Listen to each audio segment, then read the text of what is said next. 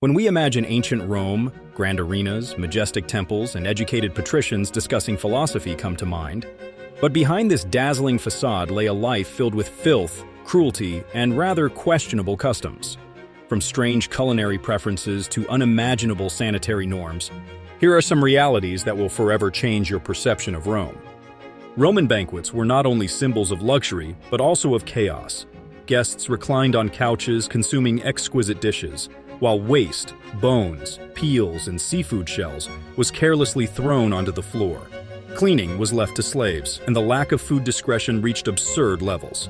If a dish was deemed too simple, the hosts could take offense. There is a myth about vomitoriums. Supposedly, Romans intentionally induced vomiting to continue feasting.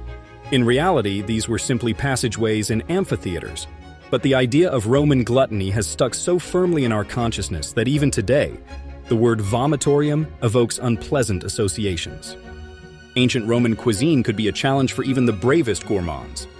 One of the strangest delicacies was the womb of a castrated pig, seasoned with pepper, celery seeds, mint, and honey.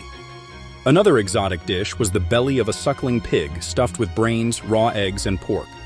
The leading culinary authority was Marcus Gavius Apicius, who did not just create recipes, but dictated the tastes of the elite. He loved refined dishes so much that when his fortune ran dry, he preferred to end his life rather than eat like an ordinary Roman. In Rome, bathing was not just an act of hygiene, but a full-fledged ritual. Citizens used olive oil instead of soap. They applied it to their bodies and then scraped it off with a special tool called a strigil. This helped remove dirt, but what is truly surprising is that the collected oil and sweat mixture was not discarded. It was reused and sometimes even sold as a cosmetic product. Roman women believed that gladiator sweat had magical properties and used it as a base for creams. Today, this might seem gruesome, but in a world without perfumes and shampoos, any method was fair game. Roman medicine was quite advanced, but the concept of anesthesia, in the modern sense, did not exist.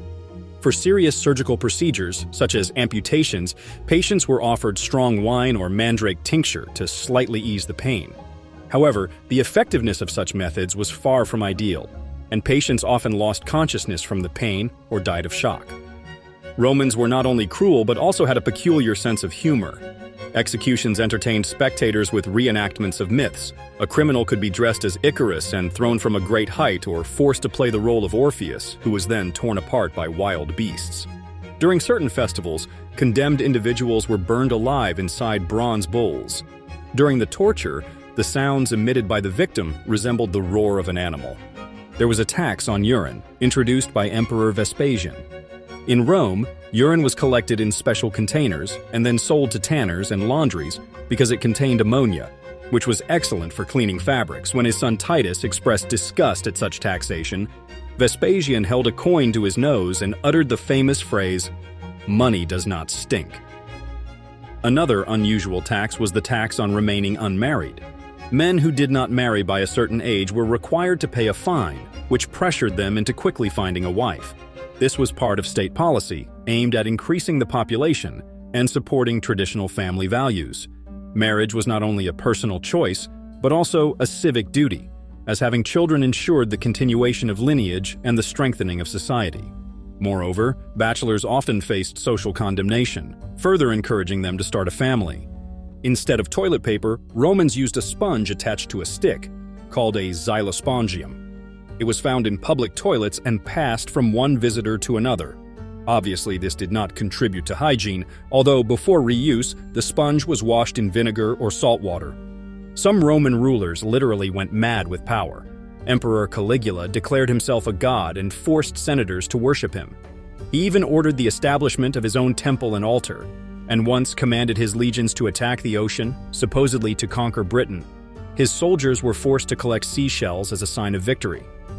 Nero, in turn, is said to have set fire to Rome, according to sources, to build himself a grand palace. The Roman Empire was built on forced labor. Slaves were conquered, bought, and exploited in various fields, from agriculture to gladiatorial arenas.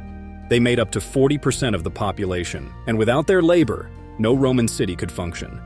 The history of ancient Rome is full of dark and shocking details rarely mentioned in textbooks. Behind the brilliance of marble columns lay ruthless customs, unsanitary conditions, and merciless treatment of people. Perhaps after this story, your interest in Roman culture will become more cautious. Stay tuned and subscribe to our channel so you don't miss out on more fascinating stories.